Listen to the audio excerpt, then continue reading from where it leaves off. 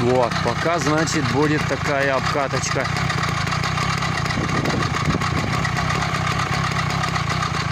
Пусть прикрется цилиндропоршневая группа.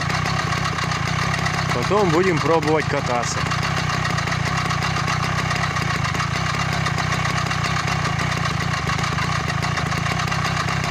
На этом все. Спасибо за просмотр.